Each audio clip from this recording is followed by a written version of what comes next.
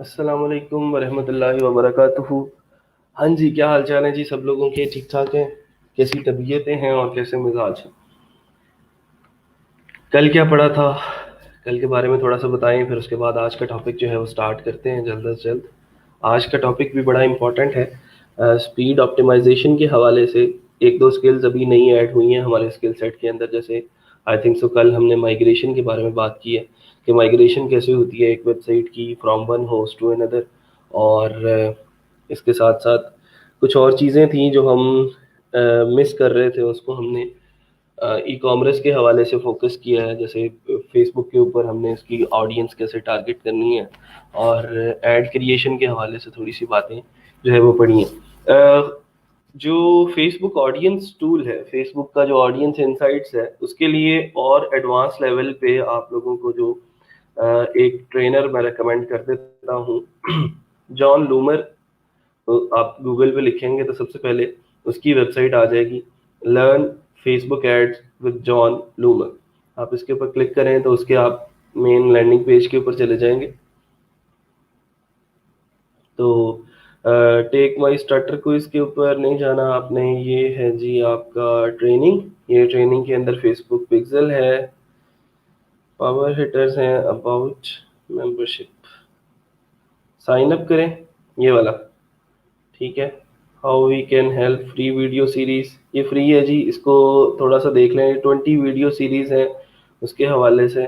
Sign up करेंगे जैसे ही आप लोग, तो आपके ईमेल के ऊपर आपको जो है वो एक लिंक मिल जाएगा, कि आप जो है इसके ऊपर ना मतलब बिल्कुल बेसिक लेवल से लेके एडवांस लेवल तक की जो आपकी फेसबुक ऑडियंस इनसाइट्स है उसके बारे में डिस्कस किया गया है। तो इसको ज़रा आप लोग क्विक लिंक्स में, ये फेसबुक है, फेसबुक को देख रहे हैं, इसमें क्या रखा है इसने, फेसबुक मार्केटिंग ट्यूटोरियल्स। ठीक है, ये तो सीधे सीधे ट्यूटोरियल्स पढ़े हैं कि जी स्केड्यूल करनी है फेसबुक की पोस्ट। इसके बाद यहाँ पे ना ये इमेज रूल्स हैं, इसके बारे में कुछ बताया गया है। How to save time creating Facebook ads. ठीक है। तो ये काफ़ी सारी इसकी वीडियोस हैं, छोटी छोटी, दो दो तीन तीन चार चार मिनट की। आप लोग इसको फेसबुक की जितनी भी वीडियोस हैं इसके ऊपर एक दफ़ा बस साइन अप कर लें, उसके बाद आपको इसका सारे का सारा जो ट्यूटोरियल है, सारी की सारी जो एक गाइड है, वो आप लोगों को मिल जाएगी वीडियो ट्यूटोरियल्स की शक्ल में। और अभी तक पूरे इंटरनेट पे फेसबुक एड्स के हवाले से जो सबसे ऑथेंटिक बंदा है वो जॉन लूमर है। और इसकी जो टेक्निक्स हैं वो मुझे बहुत ज़्यादा पसंद है। ये जो ट्रांजैक्शंस लगाता है मार्केट टारगेट करते हुए, जो इंटरसेक्शन बनाता है ना मार्केट के, वो बहुत पसंद है। तो इसको ज़रा आप लोग पढ़ लेंगे तो आपका जो फेसबुक ऐड जो है, फेसबुक एड्स वाला सारे का सारा जो चैप्टर है वो और ज़्यादा एडवांस लेवल पे आप लोग इसको लर्न कर सकते हैं। ठीक है जी।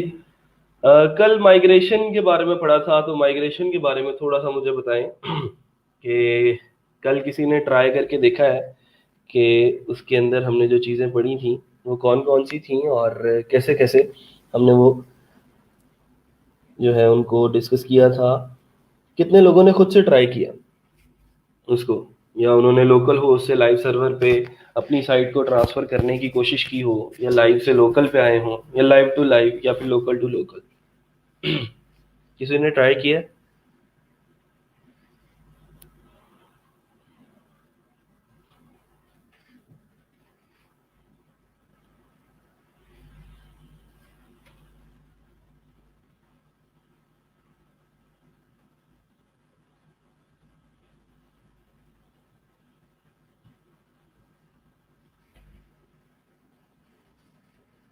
कितने लोग हैं जो ट्राई करके आए हैं, काम करके आए?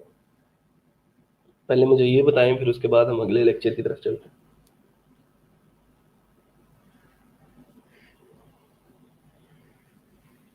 हमदान कह रहे हैं कि जी लाइव टू लोकल होस्ट किया है।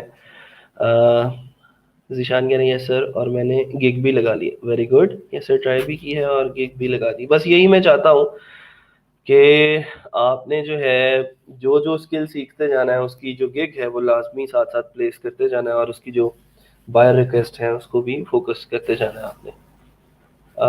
यस सर, ठीक है। Yes sir, I use all in one WP migration, good. Sir file import नहीं हो रही, हैवी है 450 MB की। तो वो फाइल की जो है वो मैंने आपको बताया था, फाइल साइज जो है वो थोड़ा सा इंक्रीज कर लें इकरा, तो वो हो जाएगा। लोकल टू लोकल किया है बिलाल, अब लाइव पे आ जाओ, ये लोकल का दौर नहीं है। अब आपने जब प्रोफेशनली क्लाइंट्स को डील करना है तो आपको लाइव सर्वर यूज़ करना पड़ेगा, ठीक है, क्योंकि बहुत सारे मसले मसाइल होते हैं जो लाइव के ऊपर आते हैं, और लोकल पे हमें उनके बारे में पता ही नहीं होता, और क्लाइंट हमसे कोई चीज़ पूछ लेता है कि ये करके दिखाओ, तो हमें तो लोकल का पता होता है, फिर लाइव का तो नहीं पता होता, तो वो लोकल होस्ट के ऊपर तो नहीं क्लाइंट आपसे बनवाएगा ना साइट।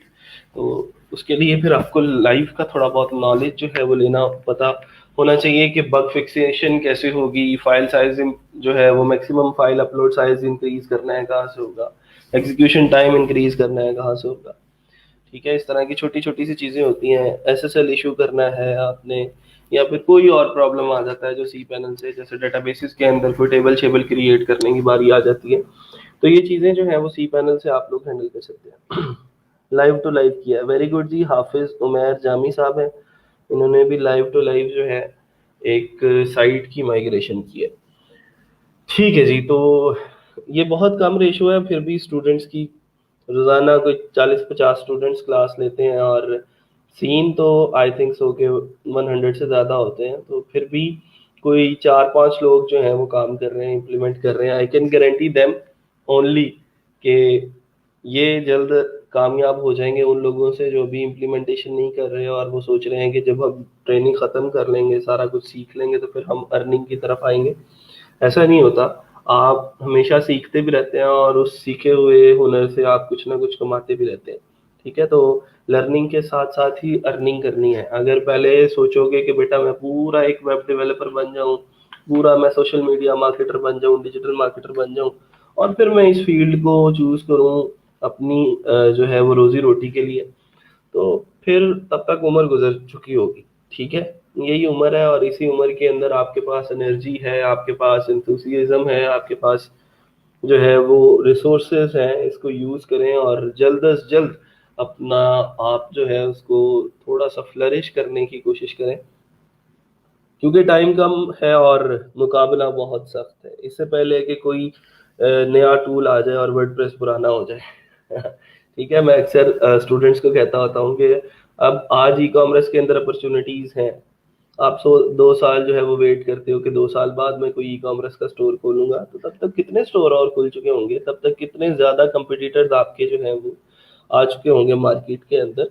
तो मतलब ये है कि वहां तक इतना ज़्यादा इंतज़ार जो है वो आप फिर या तो आप अपनी स्किल्स को अपडेटेड रखो वक्त के साथ साथ, और चीज़ों को अपने साथ लेके चलो, जैसे जैसे डिमांड बदलती है मार्केट की, वैसे वैसे आपकी स्किल्स भी अपडेट होनी चाहिए। और यही आईटी की मार्केट का हुस्न है कि आप 1 साल लगा के जो 2 साल लगा के चीज़ें सीखते हो, तीसरा जब तीसरे साल में आते हो उसको इम्प्लीमेंट करने की बारी आती है, तब तक वो मार्केट से जा चुकी होती है, कोई नई चीज़ लर्न कर रहे होते हैं लोग।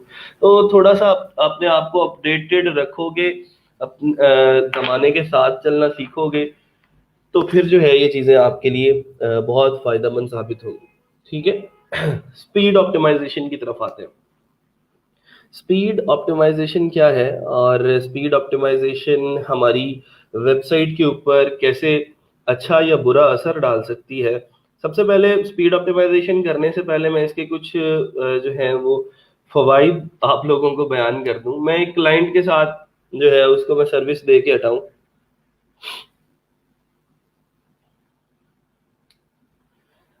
सरिश का कोई कमेंट है, वो कह रही है सर ये कोर्स खत्म होने के बाद भी अगर हमें किसी प्रोजेक्ट में हेल्प चाहिए हो तो क्या हम आपसे हेल्प ले सकते हैं, या जस्ट कोर्स तक गाइड करें? नहीं जी, मैं ऑलवेज अवेलेबल हूँ। मेरे अभी जो पुराने पहले बैच के स्टूडेंट्स हैं वो भी अभी तक उनकी भी कॉल्स आती हैं। अक्सर तो शुक्रिया अदा करने के लिए आती हैं, और कभी कभार वो कहीं फंस जाते हैं जहाँ पे मैं उनको हेल्प कर सकता हूँ अपने नाके से के मुताबिक मैं उनको करता रहता हूँ, ठीक है। तो ऐसा कोई मसला नहीं है कि जी कोर्स खत्म होते ही आप लोगों को मैं बाय बाय कह दूंगा। I am always available available for all of you, ठीक है। आप कभी भी आके कोई भी प्रॉब्लम जो है वो डिस्कस कर सकते हैं अपना। ठीक है जी। तो स्पीड ऑप्टिमाइजेशन गूगल क्या कहता है, जैसे फाइवर कहता है ना कि मैं अपने जो लोग हैं, मैं अपने जो क्लाइंट्स हैं, उन लोगों के लिए मैं आसानी चाहता हूँ। इसी तरह गूगल ये कहता है कि गूगल पे जो भी बंदा आके सर्च करे, उसको उसके उसके लिए आसानी हो स्क्रॉल करने में वेबसाइट को। ठीक है, अब जैसे यहाँ पे हम लिखते हैं जी बेस्ट जार ओपनर्स। गूगल पे कोई बंदा आता है, उसको जार ओपनर चाहिए अपनी वेबसाइट के लिए, तो ये डेपर डॉट रिव्यूज वो खोल लेता है। लेट सपोज पहले नंबर पे डेपर डॉट रिव्यूज आ रही है, और अगर डेपर डॉट रिव्यूज जल्दी ओपन नहीं होती, उसको ओपन होने में थोड़ा सा टाइम लगता है, आई थिंक सो इसका कोई इश्यू चल रहा है। ये डेपर का लिंक तो नहीं है, सर्वर में कोई इशू आया होगा।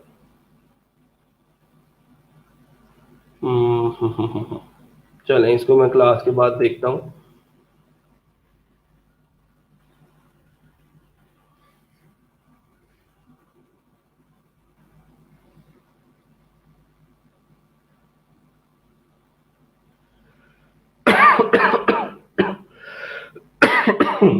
हम्म,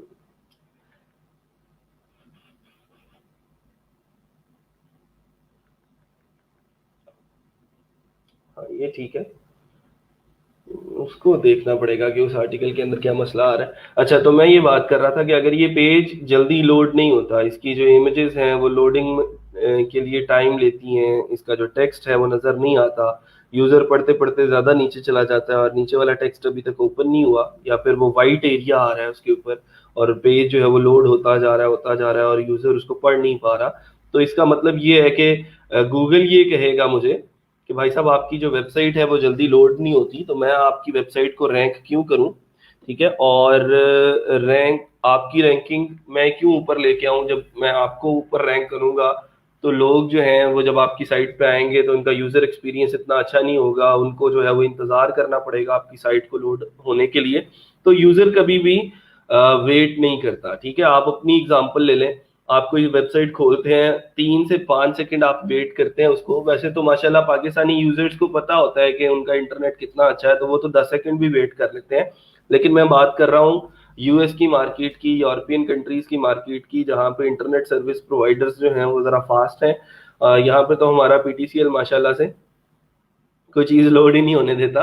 तो यहाँ पे तो लोग फिर भी सब्र कर लेते हैं थोड़ा सा, लेकिन अगर कोई यूजर यूएस से आपकी साइट को विजिट करता है और उसको जो है वो लोड होने में आपकी साइट को टाइम लगता है, तो आपकी साइट को छोड़ के चला जाएगा और किसी और वेबसाइट को जो है वो विजिट कर लेगा। तो सबसे पहला जो इफेक्ट आपकी स्पीड ऑप्टिमाइजेशन का पड़ता है वो आपकी रैंकिंग के ऊपर पड़ता है, कि गूगल आपसे नाराज हो जाएगा और गूगल आपकी वेबसाइट्स को आहिस्ता आहिस्ता डी रैंक करना शुरू कर देगा अगर आप अपनी स्पीड ऑप्टिमाइजेशन के ऊपर काम नहीं करते।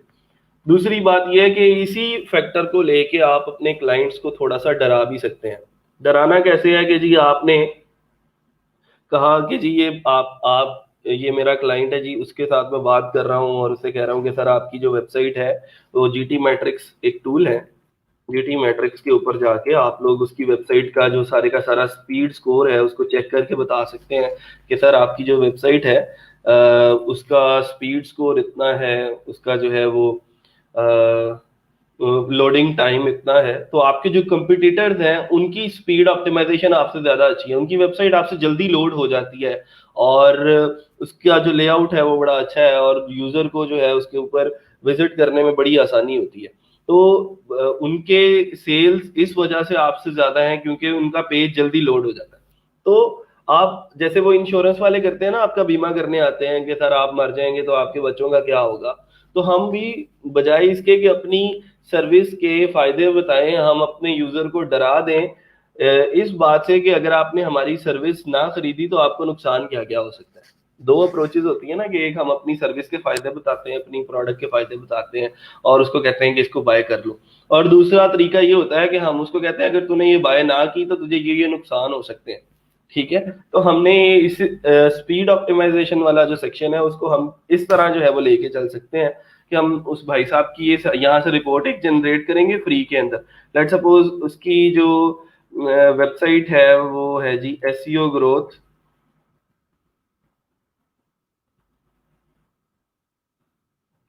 Dot tools. ठीक है, इसका हम जो है वो स्पीड स्कोर चेक करते हैं और लोडिंग टाइम जरा देखते हैं कि कितना है। इसको थोड़ा सा टाइम लगता है फेच करने में साइट को और रिजल्ट्स को प्रिपेयर करने में। कॉल कहाँ कर सकते हैं? कॉल आप मुझे मैसेंजर पे कर सकते हैं। मैं प्रेफर करता हूँ कॉल को, क्योंकि मैसेज करने में एक तो टाइम ज़्यादा लगता है और दूसरा मुझे वैसे ही टाइप करते हुए जो है वो बहुत ज़्यादा मसला होता है। तो आप लोग कॉल कर सकते हैं मुझे, ठीक है। मैसेज करके बस आप बता दें मुझे कि सर मैं कॉल करना चाहता हूँ, मैं आपको टाइम बता दूंगा कि आप इस टाइम पे कॉल कर लें। तो आप मुझे डायरेक्ट कॉल कर लेंगे तो इट विल बी अप्रिशिएटेड, और कम्युनिकेशन भी इजी हो जाएगी और मुझे आपका मसला, आपका प्रॉब्लम समझने में भी आसानी होगी, क्योंकि मैसेज पे आप ठीक से समझा नहीं पा रहे होते। अच्छा जी, यहाँ पे अभी फिलहाल इसका जो पेज स्पीड स्कोर है एसईओ ग्रोथ डॉट टूल्स का, वो फिर भी कुछ बेहतर बेहतर है, लेकिन एक आइडियल पेज स्पीड स्कोर जो है वो 90% से ज्यादा होता है, ठीक है। 80 प्लस भी ठीक है, अच्छा है, लेकिन 90 प्लस हो तो वो क्लाइंट जो है वो जरा खुश हो जाता है। वाई स्लो स्कोर क्या होता है कि आपका जो है वो आप कह लें कि आपका जो ब्राउजर है आपके पेज को कितनी जल्दी रेंडर करता है, और आपका पेज कितना सूटेबली डिजाइंड है कि वो जल्द से जल्द आपका ब्राउजर जो है वो उसको लोड करके यूजर को दिखा दे, ठीक है। और फिर उसके बाद फुल्ली लोडेड टाइम, ये जो सेक्शन है ये बहुत इंपॉर्टेंट है। और एक आइडियल वेबसाइट का जो लोडिंग टाइम है वो लेस देन 3 सेकेंड होना चाहिए, ठीक है। लेस देन 3 सेकेंड्स का मतलब ये है कि ये 4.1 सेकेंड है, ये भी बियरेबल है, अच्छा है, लेकिन ये इससे भी कम होना चाहिए कि 3 सेकेंड के अंदर जो है वो वेबसाइट कंप्लीटली लोड हो जाए और यूजर के सामने उसकी सारी की सारी जो जितने भी उसके सेक्शंस बने हुए हैं वो आ जाए। जीटी मैट्रिक्स की एक अच्छी चीज ये है कि वो यहाँ पे आप लोगों को इसके जो है वो फैक्टर्स बता देता है कि ये जो प्रॉब्लम आ रहे हैं वो किस वजह से आ रहे हैं। ये सर्वर स्केल्ड इमेजेस हैं, कुछ इमेजेस ऐसे हैं जिनको सर्व लेवल पे स्केल किया गया, मतलब आप कह सकते हो कि उनको सीएसएस के जरिए जो है वो कोशिश की गई है कि उसको हम जो है वो उसका साइज जो है वो इंक्रीज या डिक्रीज कर लें। यहाँ से ना आप लोगों को उसके वो जो है वो भी मिल जाएंगे लिंक भी, और आप देख सकते हैं कि वो कौन से इमेजेस हैं जिनको आप थोड़ा सा ज्यादा ऑप्टिमाइज कर सकते हो। ये इमेज है, ठीक है, यहाँ से इसका लिंक मिल जाएगा। ये इमेज लगा हुआ है इस वेबसाइट के ऊपर, तो देखें उसने सारे का सारा जो है वो आप लोगों को बता दिया कि ये फला फला इमेजेस हैं जिनको आप थोड़ा सा अगर ऑप्टिमाइज कर लो तो आपकी वेबसाइट की जो स्पीड है वो और ज्यादा बेटर हो सकती है, ठीक है। फिर उसके बाद यहाँ पे ऑप्टिमाइज इमेजेस, कौन कौन से इमेजेस हैं जिनको ऑप्टिमाइज करना है, ठीक है। पीएनजी में उनके वर्जन है और ये, ठीक है। तो यहाँ से आप लोग सिर्फ अगर चाहो तो इन्हीं इमेजेस को डाउनलोड करो और इनको कंप्रेस करके अपलोड कर दो, या फिर चाहो तो आप कुछ प्लगइन्स का इस्तेमाल कर सकते हैं और उन प्लगइन्स की मदद से हम किसी भी साइट की जो स्पीड ऑप्टिमाइजेशन है उसको हम हैंडल कर सकते हैं, ठीक है। तो आ जाए जरा हम इसी साइट की तरफ चलते हैं अब, एसईओ ग्रोथ डॉट टूल्स की तरफ, और इसी को जरा और ज्यादा ऑप्टिमाइज करने की कोशिश करते हैं कि इसका जो लोडिंग टाइम है या इसके जो इमेजेस हैं वो हम लोग कैसे कर सकते हैं। अच्छा, फिर उसके बाद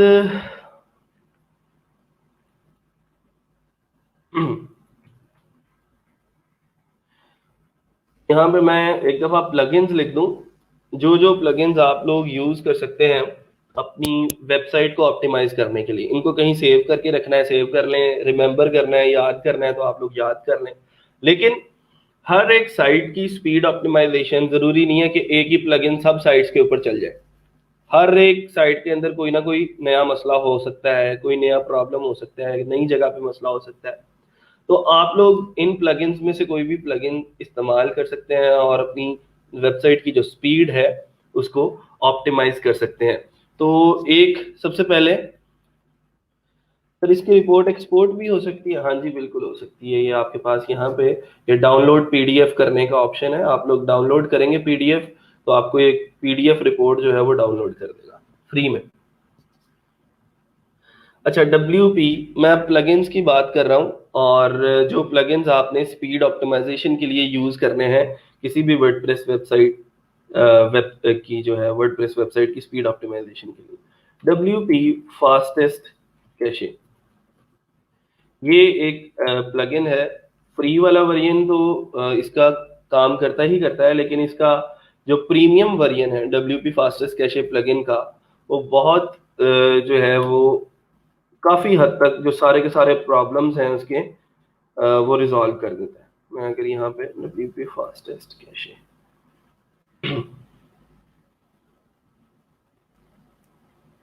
ये तो wordpress.org के ऊपर पड़ा है। अगर हम इसके प्रीमियम को देखते हैं,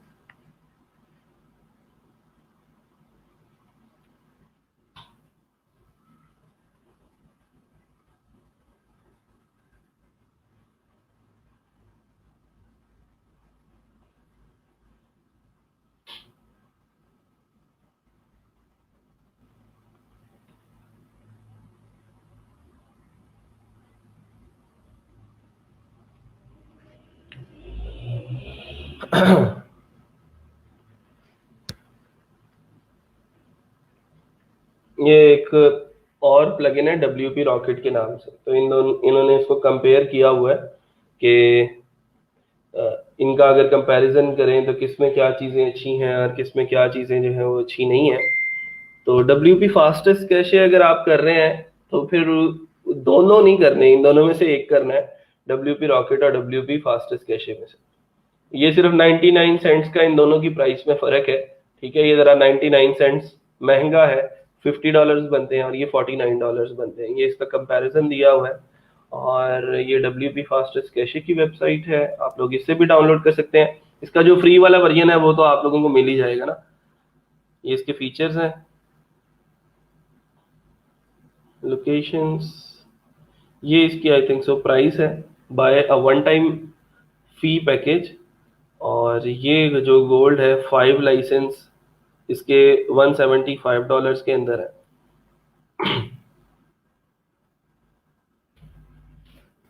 WP फास्टेस्ट कैशे एक तो है फ्री वाला और दूसरा है प्रीमियम। ये जो प्रीमियम WP फास्टेस्ट कैशे है, ये मैं आप लोगों को एज अ गिफ्ट जो है वो दे दूंगा। आप लोग अपनी वेबसाइट्स की ऑप्टिमाइजेशन इसके जरिए कर सकते हैं। आप लोग अपने क्लाइंट्स को ये एज अ गिफ्ट दे सकते हैं, या फिर उनको एज अ अगर उनको आपने सेल करना है तो ये भी आप उसको दे सकते हैं। फिर उसके बाद है एक W3 टोटल कैशे के नाम से। ये एक प्लगइन है जो कि स्पीड ऑप्टिमाइजेशन के जरिए के लिए जो है वो यूज होता है। फिर ऑटो ऑप्टिमाइज, ये मैं इतने ज्यादा प्लगइन्स के नाम इसलिए बता रहा हूँ एक ही काम को करने के लिए, क्योंकि स्पीड ऑप्टिमाइजेशन का जो टास्क है उसकी नौयत कुछ ऐसी है कि हर एक वेबसाइट के अंदर कोई अलग मसला होता है। ठीक है, और वो अलग मसला जो है उसके लिए कोई ना कोई अलग प्लगइन जो है वो यूज होगा, ऑटो ऑप्टिमाइज। फिर उसके बाद एक बहुत अच्छा प्लगइन है, वो है WP स्मश। स्मश जो है ये आपके जितने भी वेबसाइट के इमेजेस होते हैं उनको ऑप्टिमाइज करने के लिए यूज होता है। WP स्मश का जो प्रो वर्जन है वो भी आई थिंक सो मेरे पास होगा, वो भी आप लोगों को दे दूंगा। सिर्फ काम करने वाले बने। स्पीड ऑप्टिमाइजेशन का इतना ज्यादा काम है फाइवर के ऊपर कि आप लोग सोच नहीं सकते। और आपने सिंपल करना यही है कि आपने इन प्लगइन्स को इंस्टॉल करना है और देखना यह है कि कौन सा प्लगइन जो है वो इसकी इस साइट के ऊपर काम ठीक से करेगा और इसकी जाके एग्जैक्टली उसी प्रॉब्लम को जाके जो है वो फिक्स करेगा। ठीक है, WP स्मश प्रो हो गया। फिर उसके बाद एक प्लगइन है इमेजिफाई के नाम से। एक प्लगइन है ऑप्टीमोल, ये आई थिंक सो इसके लिए बस आपको साइन अप करना पड़ेगा इसकी साइट के ऊपर, ईमेल देंगे तो आपकी ईमेल के अंदर ये उसके प्लगइन का लिंक दे देगा। ठीक है, फ्री है ये। अच्छा, फिर उसके बाद आपके पास WP फास्टेस्ट कैशे हो गया, WP रॉकेट। ये मुझे भूल गया कितने का लिया था।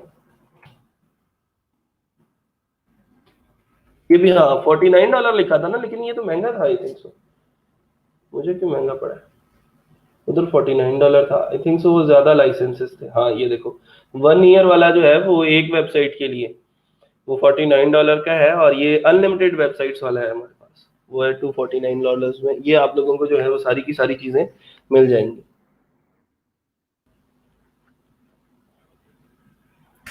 सर आपने जो हमें पेड प्लगइन देने हैं वो नल्ड तो नहीं होंगे इससे? और भाई ये सारे के सारे पेड प्लगइन्स हैं, कोई नल्ड थीम या नल्ड प्लगइन नहीं है, ये लाइसेंस्ड और एक्टिवेटेड थीम्स और प्लगइन्स हैं। आप लोग इसको यूज कर सकते हैं अपनी किसी भी वेबसाइट के ऊपर, और कोई भी कि इस तरह की किसी किस्म की जो आप लोगों को परेशानी है वो नहीं आएंगी। डोंट वरी, मेरी सारी साइट्स पे यही चलते हैं। और इसके लाइसेंस अनलिमिटेड मैं इसलिए बाय कर लेता हूँ कि अपनी साइट्स पे तो यूज होने ही होते हैं, और साथ आप लोग जो स्टूडेंट्स हैं वो भी यूज कर लेते हैं। ठीक है, तो ये नल्ड नहीं है, नल्ड आपको मिलेंगे भी नहीं, और मैं भी रिकमेंड नहीं करता कि आप लोग नल्ड थीम्स या फिर नल्ड प्लगइन्स यूज करें। ठीक है, कोई भी चीज है बाय करके यूज करेंगे तो उसका अपना मजा आएगा, और आपकी साइट की जो ऑप्टिमाइजेशन है वो भी उससे ही बेहतर होगी। अच्छा, फिर उसके बाद हमारे पास ऑप्टिमोल है, ये आई थिंक सो ऑप्टिमल नहीं है। WP रॉकेट हो गया, और कुछ प्लगइन्स हैं, जैसे जैसे मुझे उनके नाम याद आते जाएंगे वो मैं आप लोगों को बताता जाऊंगा। लेकिन हम एक और जो टेक्निक यूज की जाती है वो इमेजेस को ऑप्टिमाइज करने के लिए, एक सॉफ्टवेयर है, उसका नाम है फाइल मिनिमाइजर। ठीक है, फाइल मिनिमाइजर क्या करता है, आपके जितने भी पिक्चर्स हैं उनको ऑप्टिमाइज करता है, और उनकी जो है वो थोड़ा सा साइज कंप्रेस करके देन अगेन आप उन पिक्चर्स को अपनी साइट के ऊपर लोड कर सकते हो। लेकिन उसके लिए आपने करना ये है कि सी पैनल के अंदर जाना है, WP एडमिन की डायरेक्टरी है, उसके अंदर आपके थीम्स प्लगइन्स और अपलोड्स पड़े हुए होते हैं। तो वो अपलोड्स वाला जो फोल्डर है आप उसको कंप्रेस करके डाउनलोड कर लें, और इस फाइल मिनिमाइजर के सॉफ्टवेयर के जरिए वन बाय वन उस उन इमेजेस को जो है आपने कंप्रेस करना है, और मेक श्योर कि जिस नाम से आपने इमेज को डाउनलोड किया है उसी नाम से आपने उस इमेज को अपलोड भी करना है back to that directory, same directory. ठीक है, अगर नहीं होगा, नाम चेंज हो जाएगा, तो फिर वो इमेजेस जो है वो लोड नहीं होंगे, और फिर आपकी जो साइट है उसके सारे के सारे जो इमेजेस हैं वो खराब हो जाएंगे।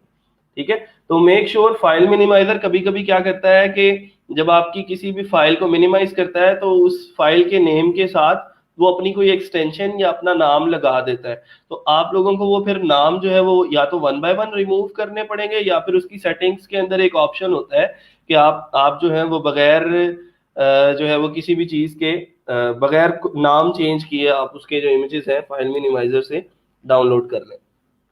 सर ऐसा पॉसिबल है कि अगर हम कोई थीम या प्लगइन किसी क्लाइंट को इंस्टॉल करके दें तो क्या वो आगे से अपनी किसी दूसरे क्लाइंट को आगे से सेव करके दे सकता है? हाँ, थोड़ा सा टेक्निकल होगा तो दे सकता है। वो अगर प्लगइन्स के अंदर से जाके उस प्लगइन को डाउनलोड कर सकता है, जो सी पैनल वाला सेक्शन होता है आपका, तो फिर वो दे सकता है।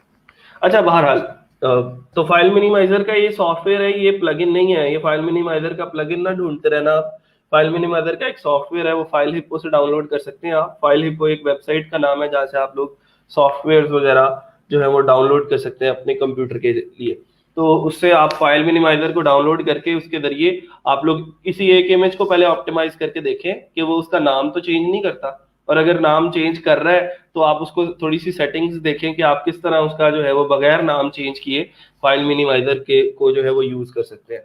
तो साइट की तरफ चलते हैं। हमारी साइट का नाम था क्रैक्स किंग, नहीं, एसईओ ग्रोथ।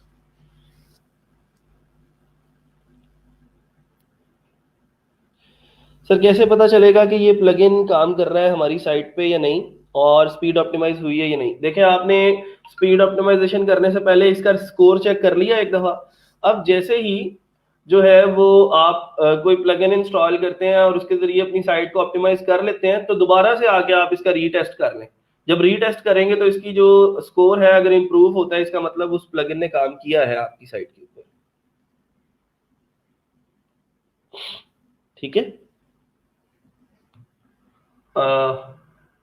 साइट थी हमारी CO growth.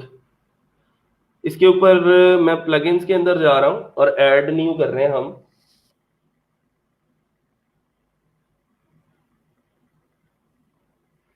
WP fastest cache.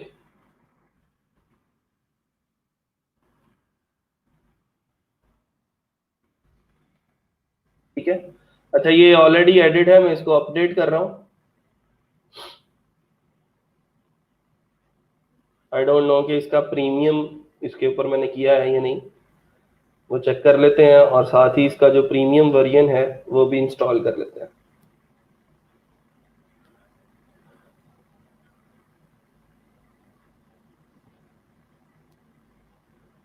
ये प्रीमियम हुआ है, मैं अभी फिलहाल के लिए इसको जरा डीएक्टिवेट कर रहा हूँ।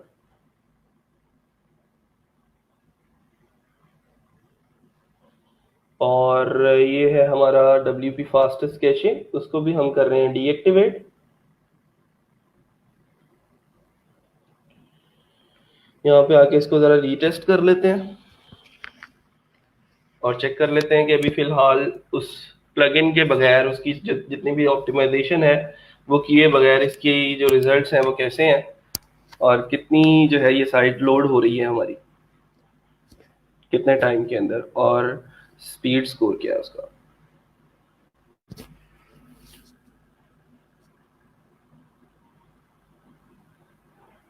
ये देखें जी 58% है, ठीक है। 58% इसका स्कोर है, और 70% इसका वाइसलो स्कोर है, और 4.2 इसका जो है वो फुली लोडेड टाइम है, और इसका टोटल पेज साइज जो है वो है 1.20 MB।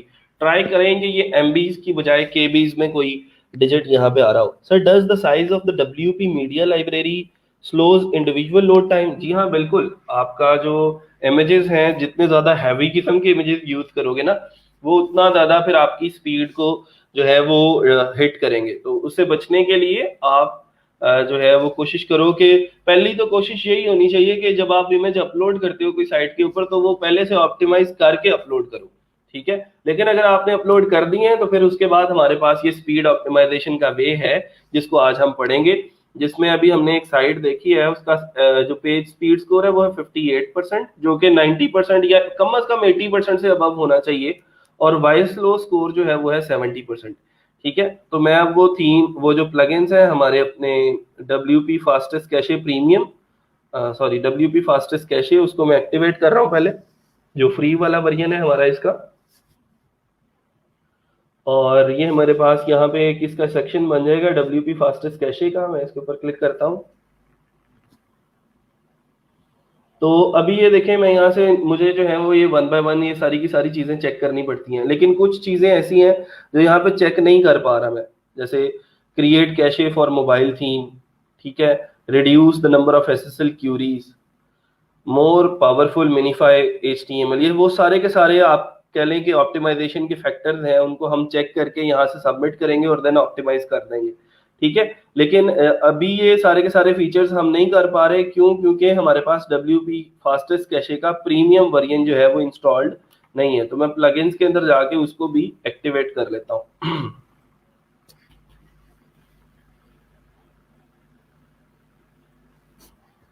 और ये जी मैंने WP फास्टेस्ट कैशे का प्रीमियम जो है उसको मैंने एक्टिवेट कर लिया।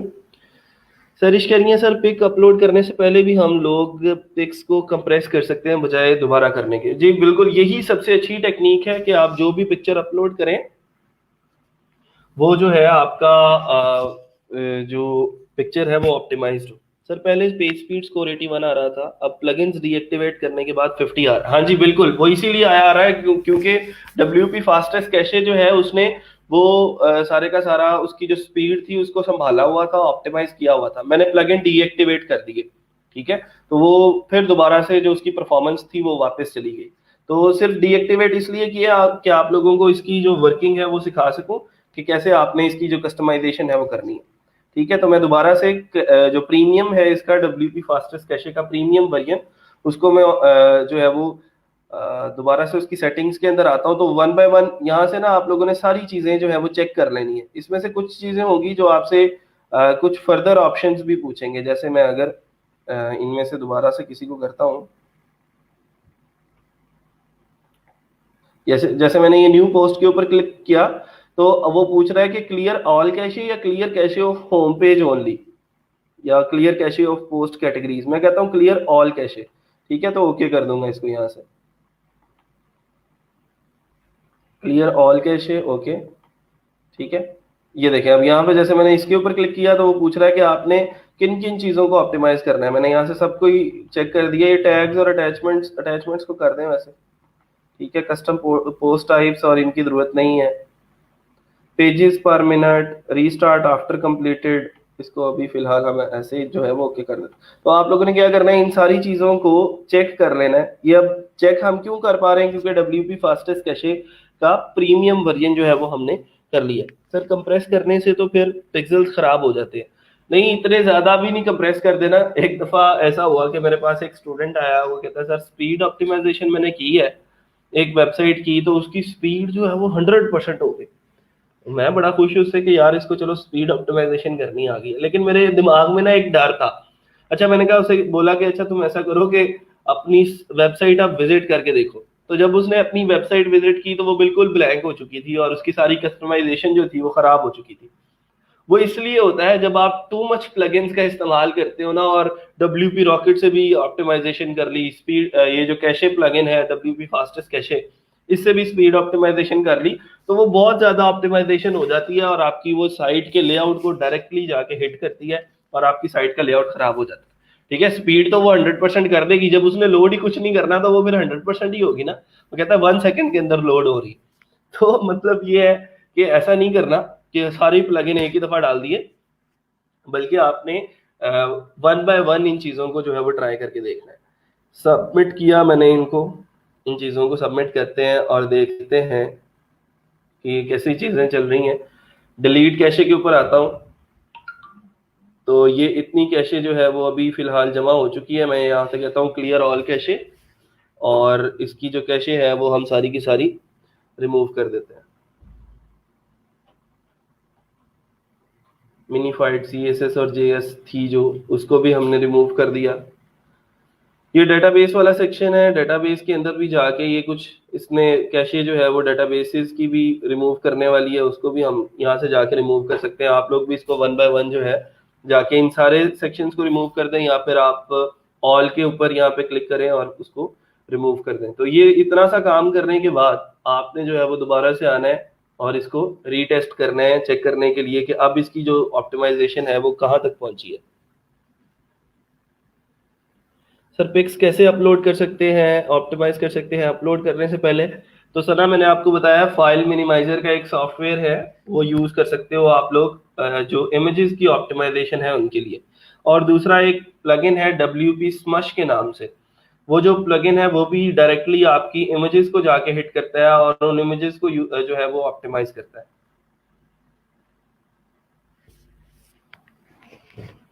ठीक है जी, ये देखें अब इतना सा काम किया है हमने। सिंपल एक प्लगइन इंस्टॉल करके उसका जो है वो कुछ कस्टमाइजेशन की है, तो उसने हमारा जो पेज स्पीड स्कोर है वो 81% कर दिया है। वाई स्लो स्कोर 86% हो गया है, जो कि पहले आई थिंक 70% था। ये 58% था और वो 81 हो गया है। फुली लोडेड टाइम जो है वो 4.1 सेकेंड आ रहा है। तो अब मतलब ये है कि एक काम इसने कर दिया, WP फास्टेस्ट कैशे ने कुछ काम जो था वो हमारा कर दिया। और अब इसके बाद अगर क्लाइंट जो है वो और ज्यादा ऑप्टिमाइजेशन चाह रहा है, तो फिर हमने ये देखना है कि वो अब जैसे ऑप्टिमाइज इमेजेस की बात कर रहा है कि ये फला फला इमेजेस हैं, इनको ऑप्टिमाइज करो, तो उन इमेजेस को हम यहाँ से देखेंगे कि ये कौन कौन से इमेजेस हैं और उनको डाउनलोड कर लेंगे। या फिर हम क्या कर सकते हैं, WP स्मश के नाम से एक प्लगइन है, उसको इंस्टॉल करके उसकी जो इमेजेस है उनको डायरेक्टली हम ऑप्टिमाइज कर सकते हैं। उसका भी प्रो वर्जन है, वो मैं आपको प्रोवाइड कर देता हूँ। मुझे लेक्चर के बाद याद करवा दीजिए, काफ़ी चीज़ें इकट्ठी हो गई हैं जो आप लोगों को देने वाली हैं, वो मैं दे देता हूँ।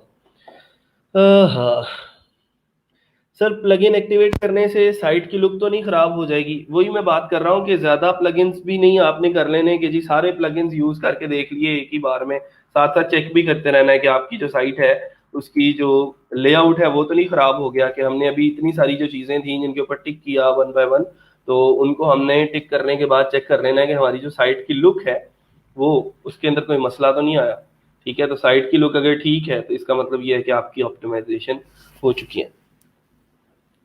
सर एक साइट में कितने प्लगइन इंस्टॉल कर सकते हैं?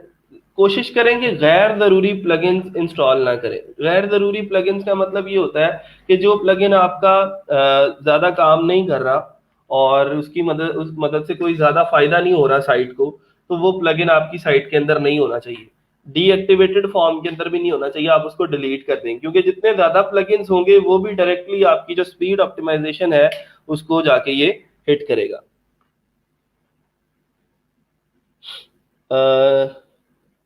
सर टाइम तो पहले, हाँ टाइम जो है वो 4.2 सेकेंड्स था, अब वो 4.1 सेकेंड हुआ है। इसके अलावा हम अभी WP Smash Pro अगर आप लोग करके देखेंगे इसके ऊपर, तो वो जो इमेजेस कुछ यूज हुए हैं ना, वो इमेजेस कह रहा है कि ये फला फला इमेजेस हैं, ये नीचे ना आपको सारी रिपोर्ट देता रहेगा, रिकमेंडेशन जो है वो आपको बताता रहेगा कि ये इस इमेज के ऊपर जाओ, ठीक है, इसको ऑप्टिमाइज करो, ये कोई सर्कल अंडरस्कोर BG वाला इमेज है, फिर इसके बाद ये एक इमेज है, इसको ऑप्टिमाइज करोगे तो आपकी साइट जो है वो जल्दी लोड होना शुरू हो जाएगी। फिर उसके बाद यहाँ पे एक और लिंक दिया हुआ है उसने, तो ये 2-3 इमेजेस उसने बताए, इनको आप लोग अगर थोड़ा सा ऑप्टिमाइज कर लेंगे तो ये जो लोडिंग टाइम 4.1 सेकेंड है ये और ज्यादा नीचे आ जाएगा।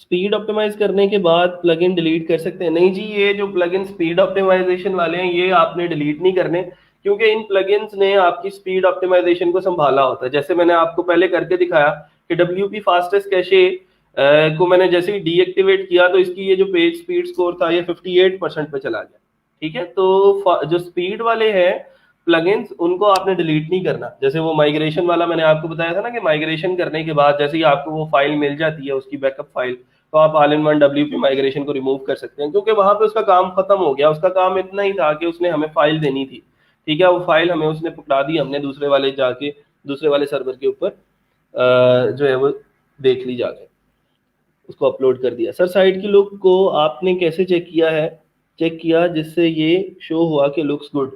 साइट की लुक जैसी पहली थी वैसी ही है अगर, तो इसका मतलब साइट की लुक ठीक है, ठीक है। अगर इसके अंदर कोई चेंजिंग्स आ गई हैं कि ये जो बैकग्राउंड कलर है यहाँ पे वो रिमूव हो गया है, पिक्चर ठीक से शो नहीं हो रही, ठीक है, इसका मतलब आपका लेआउट खराब कर दिया इन प्लगइन्स ने और आपने ओवर ऑप्टिमाइजेशन कर लिया, ठीक है। तो इसको, इससे बचना है आपने और कोशिश करनी है कि आप ट्राई करें कि आपका जो है इन जो ये जो स्पीड ऑप्टिमाइजेशन वाला जो आपका सारे का सारा चीज है ना, ये आपकी आप कह सकते हो कि आपके एक्सपीरियंस की बुनियाद पे आपको पता चलेगा कि फला मसला था, GT मैट्रिक्स ने शो करवाया तो मैंने फला प्लगइन किया तो मेरा जो है वो ठीक हो गया, ठीक है, फला प्लगइन किया तो वो मेरा मसला रिजॉल्व हो गया। तो ये थोड़ा सा आप लोग जब इसकी प्रैक्टिस करेंगे ना, तो मुख्तलिफ किस्म की साइट्स की जब आप लोगों को स्पीड ऑप्टिमाइजेशन करने को मिलेगी तो आपका एक्सपीरियंस इसके अंदर इंक्रीज होता जाएगा और आपको पता चलता जाएगा कि फला मसला था तो उसके लिए कौन सा प्लगइन बेस्ट है, फला मसला था तो उसके लिए कौन सा प्लगइन जो है वो बेस्ट है। ओवर हो जाए तो अनडू नहीं हो सकती है, सिंपल आप प्लगइन को जाके डीएक्टिवेट करें तो आपकी साइट का लेआउट दोबारा अपनी असली हालत में वापस आ जाएगा। सर स्पीड का होस्टिंग से लिंक होता है? होस्टिंग से लिंक होता है कुछ हद तक, क्योंकि सर्वर कितनी जल्दी आपको रिस्पॉन्ड करता है, लेकिन उसके बाद जो मेन प्रॉब्लम आप लोग क्रिएट करते हैं अपनी साइट के साथ वो ये होती है कि आप कितना जो है वो आप कह सकते हो कि कितना ज्यादा कंटेंट आपने अपलोड किया और वो कंटेंट जो अपलोड किया है वो ऑप्टिमाइज्ड है या नहीं, ठीक है। सर अगर खराब हो जाए तो क्या किया जाए? वही मैंने जैसे ये राना तौसीफ साहब का भी सवाल था कि खराब हो जाए तो फिर क्या किया जाए, तो जिस प्लगइन की वजह से खराब हुई है उसको जाके डीएक्टिवेट कर दो बस, तो वो वेबसाइट दोबारा से अपनी असली हालत में आ जाएगी, ठीक है जी। तो ये हमारी ऑप्टिमाइजेशन इसकी हो चुकी है। बाकी मैंने आप लोगों को ये प्लगइन्स बताए हैं। एक काम जो आप लोगों ने करना है वो ये है कि फाइल मिनिमाइजर वाला जो सेक्शन है, क्योंकि अक्सर स्पीड ऑप्टिमाइजेशन के आपको ऑर्डर्स आएंगे ई कॉमर्स वेबसाइट्स जिनकी हैं, जिनके ई कॉमर्स स्टोर्स जो है वो चल रहे हैं, क्यों? क्योंकि उन्होंने बहुत सारे इमेजेस एट वन टाइम जो है वो अपलोड करने होते हैं, तो अपलोड करने होते हैं इमेजेस, तो उसके लिए आपको फाइल मिनिमाइजर का जो सॉफ्टवेयर है वो बहुत ज्यादा हेल्प करेगा। अगर आप उन इमेजेस को कंप्रेस करके दोबारा से अपलोड कर देते हो साइट के ऊपर तो आपकी साइट की जो स्पीड है वो अच्छी हो जाएगी। सर अगर लुक खराब हो गया तो प्लगइन डिलीट करें तो वापस ठीक हो जाएगी? हाँ जी बिल्कुल, वो उस प्लगइन को जिसकी मदद से वो सारा लेआउट खराब हुआ है उसको डीएक्टिवेट कर दें। कभी कभार तो ये होता है कि WP एडमिन भी नहीं चलता ना ज्यादा ऑप्टिमाइजेशन करने की वजह से, तो उसका हल ये होता है कि आप उसके सी पैनल के अंदर जाते हैं, ठीक है, जैसे मैं SEO growth slash cPanel इसके अंदर जा रहा हूँ, मैंने किसी प्लगइन को यूज किया और उसकी मदद से लेआउट खराब हो गया, साइट मेरी बिल्कुल ब्लैंक हो गई, और मैं उसका WP एडमिन भी एक्सेस नहीं कर पा रहा, वो भी ब्लैंक आ रहा है बिल्कुल। तो ये सी पैनल तो हमेशा चलता रहेगा ना आपका। तो सी पैनल में चलते हैं जरा। तो सी पैनल से हम प्लगइन को डीएक्टिवेट कैसे कर सकते हैं वो देख लें। फाइल मैनेजर के अंदर गया मैं, सी पैनल के, और इसके अंदर मेरे पास वही public_html का फोल्डर है। public_html के अंदर जो है WP कंटेंट, और WP कंटेंट के अंदर ये प्लगइन्स। अब इनमें से मैं किसी प्लगइन को ये सारे के सारे वो प्लगइन्स हैं जो मेरे पास इस टाइम वर्डप्रेस वेबसाइट के ऊपर इंस्टॉल्ड है, ठीक है, और एक्टिवेटेड है। तो मैं इनमें से किसी भी प्लगइन को डीएक्टिवेट करना चाहता हूँ, या मैं चाहता हूँ वो वर्क ना करे, तो मैं या तो इसका नाम चेंज कर दूंगा, जैसे ये प्रीमियम जो है वो चल रहा है, ठीक है। तो मैं यहाँ से आपको आता हूँ 1 लेवल। तो इसका मैं अगर ये WP फास्टेस्ट कैशे है, इसको मैं अगर रीनेम कर दूं, ठीक है, इसको मैंने प्रीमियम के बाद लिख दिया .old, ठीक है, इसको भी रीनेम कर दिया, इधर गया, ठीक है, .old हो गया। ये जो WP फास्टेस्ट कैशे था इसको भी जो है वो मैंने इधर से रीनेम किया, इसका नाम भी मैंने .old रख दिया, मतलब इसका नाम चेंज कर दिया मैंने। अच्छा, अब नाम चेंज करने की वजह से क्या हुआ, ये प्लगइन हो गया डीएक्टिवेट। मैं अगर अपने डैशबोर्ड में आके आप लोगों को दिखा सकूँ कि ये जो प्लगइन्स हैं इनकी, ये WP फास्टेस्ट कैशे का यहाँ पे फीचर आ रहा है ना अभी, लेकिन मैं प्लगइन के अंदर जाता हूँ तो देखें वो WP फास्टेस्ट कैशे का ऑप्शन मेरे पास से रिमूव हो गया। क्यों? क्योंकि वो प्लगइन जो है वो अब डीएक्टिवेट हो चुके हैं। ये देखें जरा, WP fastest cache automatically deactivate हो चुका है, उसको एक्टिवेट करने का ऑप्शन यहाँ से आ रहा है मेरे पास। तो अभी अगर मैं जाके दोबारा से रीटेस्ट करूंगा तो वो प्लगइन जो है वो डीएक्टिवेट हो चुका है, उसकी उसने जितनी भी ऑप्टिमाइजेशन की थी वो सारी की सारी खत्म, और अब साइट की जो परफॉर्मेंस है वो दोबारा से वापस चली जाए, ठीक है।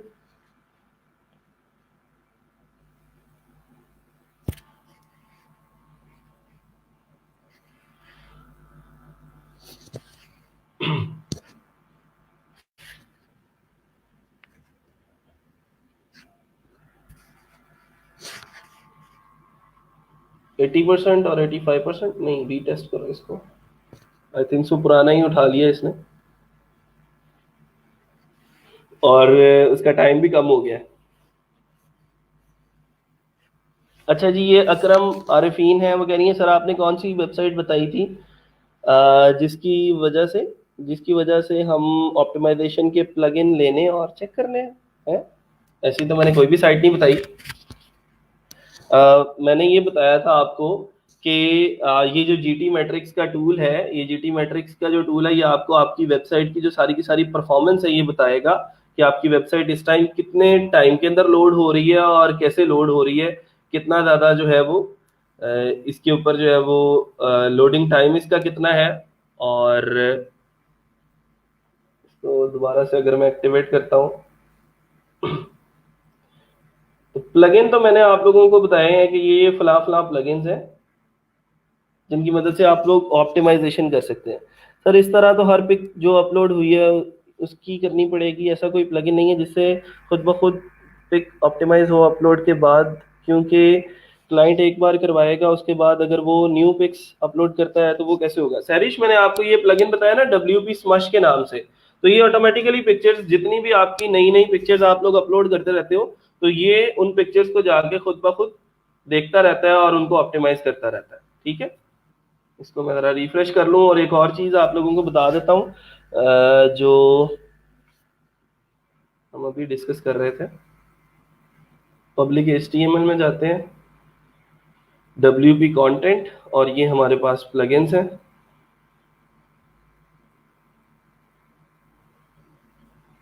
हम SEO ग्रोथ के ऊपर ही काम कर रहे हैं ना, SEO growth.tools, ठीक है।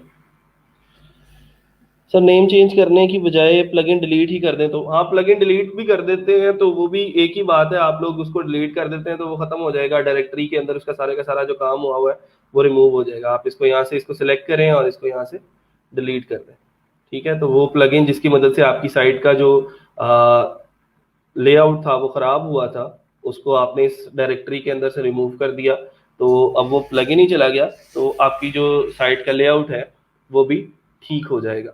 दूसरी बात, जो WP स्मश वाली है मैं अगर उस प्लगइन को इंस्टॉल कर दूं, यहाँ पे ऐड न्यू के ऊपर क्लिक करते हैं, यहाँ से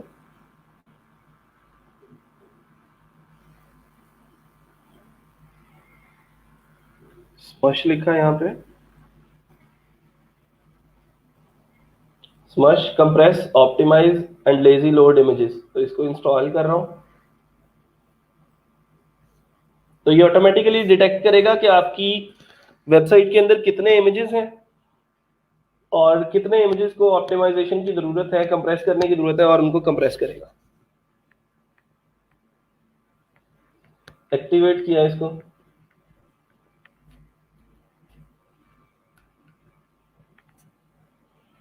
ठीक है जी। वो कह रहा है कि ये फला फला प्लगइन्स जो हैं वो हमने डीएक्टिवेट कर दिए हैं जी, थैंक यू सो मच।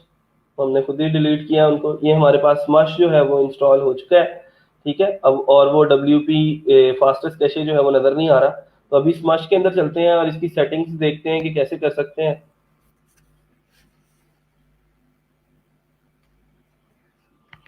ठीक है, और ये आपका जो है वो उसका डैशबोर्ड है स्मश का। उसने कहा है जी 11 इमेजेस हैं जो इसके ऊपर यूज हुई हैं। बिगिन कर लें सेटअप इसका, ऑटोमेटिकली ऑप्टिमाइज कर रहे हैं न्यू अपलोड्स को, हम कहते हैं इसको ऑन किया हुआ है, ठीक है। ये आपका सरिश, ये आपका सवाल था कि जो नेक्स्ट इमेजेस अपलोड होती हैं वो उनको भी ऑप्टिमाइज करेगा या नहीं। तो ये स्मश जो है ऑटोमेटिक कंप्रेशन इसने जो है वो ऑन कर देनी है और ऑटोमेटिकली ऑप्टिमाइज करता रहेगा न्यू अपलोड्स को। आपने इसको ऑन करके ही नेक्स्ट करना है, ठीक है। Strip my image meta data, enable lazy loading, allow usage data tracking, उसकी जरूरत नहीं है। फिनिश कर दें सेटअप विजिट को और आ जाए जरा हम। अब उसने ऑटोमेटिकली इमेजेस को चेक करना शुरू कर दिया है। वो कहता है जी 11 इमेजेस ऐसे हैं जो कि दैट नीड स्मशिंग, तो हम क्या करेंगे, उसे कहेंगे कि बल्क स्मश नाउ, और उनको आप स्मश करना शुरू कर दो। ये फ्री वाला जो है वो 50 इमेजेस एट वन टाइम जो है वो ऑप्टिमाइज करता है। जो स्मश प्रो है वो मैं आप लोगों को दे दूंगा, फिर उसे आप unlimited images at one time जो है वो ऑप्टिमाइज कर सकते हो। ये इमेजेस को ऑप्टिमाइज करता जा रहा है वन बाय वन। तो WP स्मश की मदद से हमने इमेजेस ऑप्टिमाइज कर लिए, और WP फास्टेस्ट कैशे का जो प्लगइन है उसकी मदद से आप लोग साइट की जो सारी की सारी कस्टमाइज ऑप्टिमाइजेशन है उसको हैंडल कर सकते हैं। सर एक क्वेश्चन है कि डायरेक्टरी में सेव वर्डप्रेस के प्लगइन सी पैनल में कहाँ होते हैं और क्या डायरेक्टरी का सी पैनल अलहदा होगा? हाँ जी, आपने कोई प्लगइन डायरेक्टरी के अंदर अगर किसी डायरेक्टरी के अंदर वर्डप्रेस अलहदा से इंस्टॉल किया है तो ये फाइल मैनेजर है आपका, और यहाँ पे फाइल मैनेजर को जरा लोड हो लेने दें। तो यहाँ पे आपकी एक डायरेक्टरी जो है वो बन जाएगी। ये पब्लिक HTML के अंदर जाता हूँ मैं जरा, तो यहाँ पे ऑलरेडी तो मैंने कोई डायरेक्टरी क्रिएट नहीं की हुई। पब्लिक HTML के अलावा यहाँ पे इस स्टेप के ऊपर आपको एक डायरेक्टरी जो है वो मिल जाएगी। लेट सपोज हम एक बना लेते हैं, क्रिएट कर लेते हैं ना। मैं यहाँ पे जा रहा हूँ एक वर्डप्रेस के अंदर एक और वर्डप्रेस इंस्टॉल करने इस सी पैनल पे, तो देखते हैं कि वो कहाँ पे, उसकी जो सारी की सारी फाइल्स हैं वो हमें कहाँ पे मिलेंगी। इंस्टॉल नाउ, तो ये एक डायरेक्टरी क्रिएट कर लेते हैं WP के नाम की ही, जो ऑलरेडी यहाँ पे क्रिएटेड होती है, यहाँ पे seogrowth.tool/wp, ठीक है। उसके अंदर हमने ये वर्डप्रेस इंस्टॉल करना है, उसका ये फला फला पासवर्ड रखना है हमने उस वर्डप्रेस का। जैसे कोई भी पासवर्ड अगर मैं इसको दे देता हूँ, ये इसके अंदर प्लग इन करना है, और ये इसको मैंने यहाँ से इंस्टॉल करना है।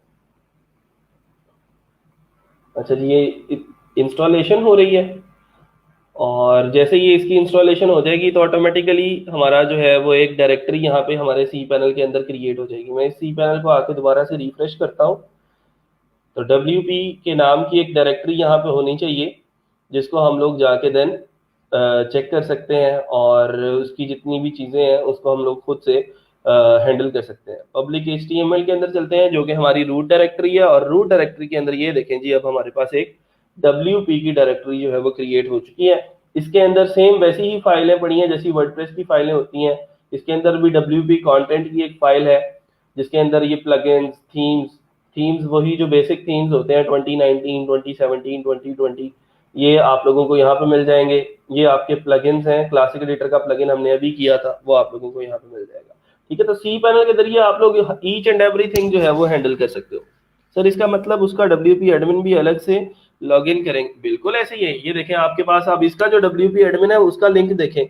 पहले तो हम SEOgrowth.tools के फौरन बाद WP एडमिन लिख देते थे ना, अब हमें इस साइट को ही विजिट करने के लिए SEOgrowth.tools/WP लिखना पड़ता है। तो इसका WP एडमिन इसके बाद शुरू होगा, WP के फौरन बाद हम लिखेंगे WP-admin। तो फिर हम इसके WP-admin के अंदर जाके वो यूजर नेम और लॉगिन देंगे, पासवर्ड देंगे जो हमने इसको क्रिएट करते हुए दिया था। सर एड ऑन डोमेन्स का भी बता दो।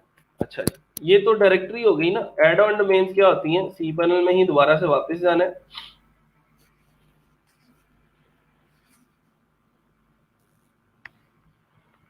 तो मेरे पास यहाँ पे एक सेक्शन है ये डोमेन्स का, और इसके अंदर ये एक ऑप्शन है एड ऑन डोमेन्स का। मैं इसके ऊपर क्लिक कर रहा हूँ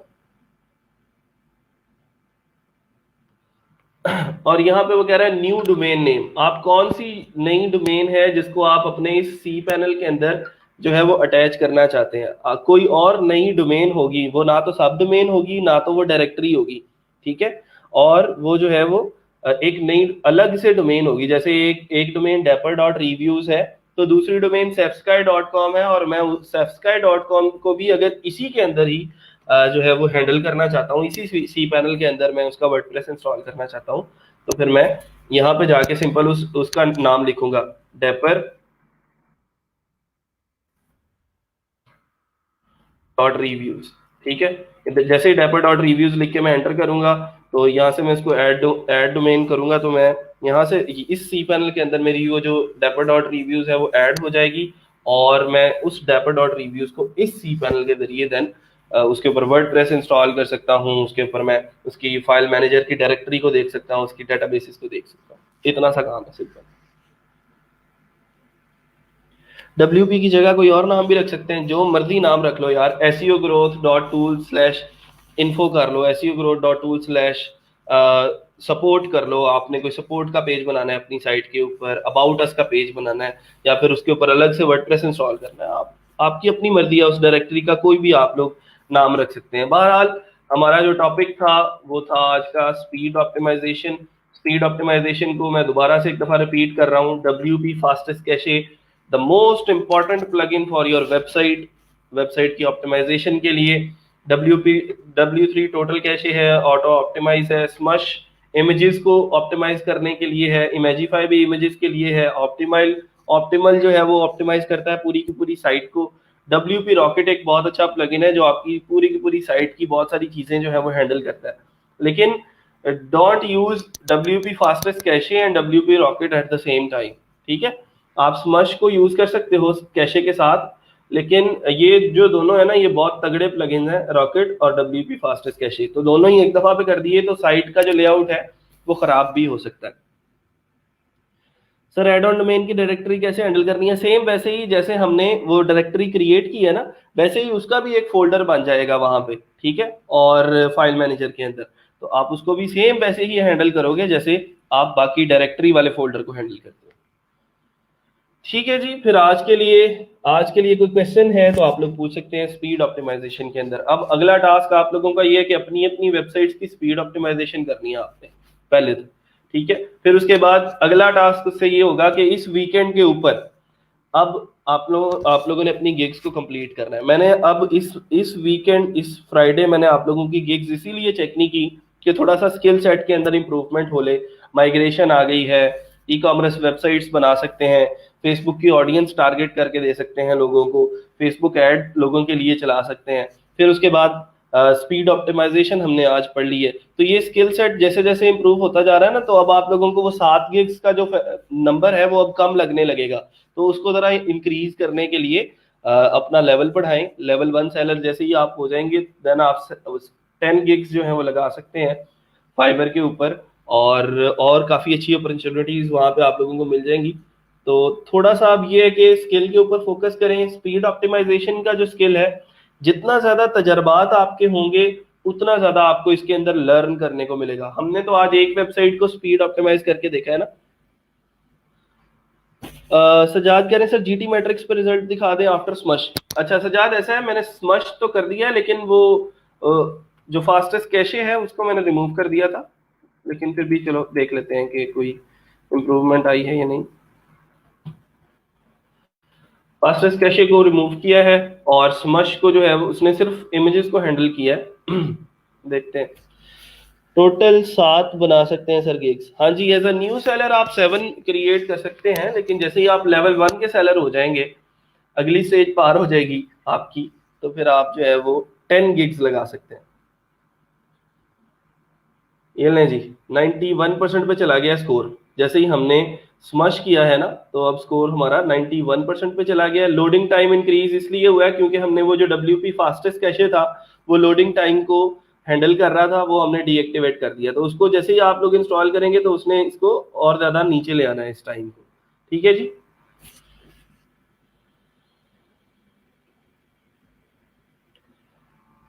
लें जी, फिर आज के लिए अगर कोई किसी का क्वेश्चन नहीं है तो फिर आज इस टॉपिक को यहीं पे क्लोज करते हैं। अगला काम अब आपका है, आपने अपनी प्रैक्टिस जो है उसको कंप्लीट करना है, अपनी अपनी साइट्स की जो ऑप्टिमाइजेशन है उसको देखें। और जो है अब लोकल होस्ट वाले लोग क्या करेंगे मुझे नहीं पता कि वो अपनी स्पीड को कैसे ऑप्टिमाइज करेंगे, क्योंकि जीटी मैट्रिक्स उसको उनको वो बताएगा नहीं स्पीड। ठीक है, क्योंकि वो लोकल होस्ट का यूआरएल लिखेंगे वहां पे, तो वो उसको फेच नहीं करेगा। तो इसलिए मैं कहता होता हूँ कि ये सारी की सारी जब स्किल्स अब आपने सीखनी है तो उसके लिए प्रोफेशनली आपको काम करना पड़ेगा। सर आप पहले आपका मैसेज जो हुआ कि after 10 AM lecture will be started, but class तो टाइम शुरू हो गई थी सर, ऐसा क्यों हुआ? अच्छा, असल में आज मसला आ रहा था इलेक्ट्रिसिटी का, तो मैंने शेजर को फ़ोन किया कि आप थोड़ा सा जो है वो डिले कर दो इसको क्लास को। तो वो फिर लाइट आ गई तो मैंने कहा चलें फिर अब स्टार्ट करते हैं इसको। ग्रेट हो गया सर, थैंक्स। अच्छा जी सर, वन क्वेश्चन पूछे पूछे, जल्दी करें, शाबाश, टाइम कम है हमारे पास। सर प्लग इन, हाँ प्लग इन मैं इंशाल्लाह अभी ये क्लास अगर मुझे आप ऑफ कर लेने दें तो फिर मैं उसके बाद यही काम करूंगा कि आपको प्लग इन जो है वो प्रोवाइड कर दूँ। हाँ जी, हाँ जी, मैं कर देता हूँ। राना साहब का कोई सवाल है, मैं उसके लिए रुका हुआ हूँ। हाँ हाँ हाँ, और किसी का कोई क्वेश्चन है? ये स्पीड ऑप्टिमाइजेशन स्किल ही ऐसी है कि आप इसके मल्टीपल्स बेच सकते हो। आपने किसी एक क्लाइंट को अगर कन्विंस कर लिया स्पीड ऑप्टिमाइज करवाने के लिए, तो फिर उसकी हो सकता है बहुत सारी वेबसाइट्स हों, तो फिर वो आपको नेक्स्ट वेबसाइट्स के ऑर्डर भी आपको देगा। ठीक है। मेरे ब्रदर का FB पेज है, उसे कैसे सिंक करूंगा अपने अकाउंट से? आपको पहले उस पेज का एडमिन बनना पड़ेगा। ठीक है, आप अपने ब्रदर से रिक्वेस्ट करेंगे मुझे आप उस पेज का एडमिन बनाएं, तो आपके पेजेस के अंदर वो वाला पेज शो होने शुरू हो जाएगा। फिर सेम वही प्रोसीजर है जो मैंने कल आपको बताया कि फेसबुक के ऑडियंस इनसाइट्स के अंदर जाना है आपने, और वहां से आप अपना पेज कनेक्ट कर सकते हैं उसके साथ, और एड्स जो है वो रन कर सकते हैं। हाँ, मैं इंशाल्लाह अभी ये क्लास के फौरन बाद जो है वो प्लगइन्स का ही काम करूंगा। पहले 1 घंटा इसके ऊपर लगाता हूँ, क्योंकि मुझे खुद भी ढूंढने पड़ेंगे कि वो कहाँ कहाँ पे पड़े हुए हैं, ताकि वो चीज़ें थोड़ी सी क्लियर हो जाए आप लोगों को भी, और आप लोग अपना काम जो है वो स्मूथली कर सकें। आज के लिए इतना ही, इंशाल्लाह मिलते हैं छोटी सी ब्रेक के बाद। अपना और अपने घर वालों का ख्याल रखिएगा। अल्लाह हाफिज।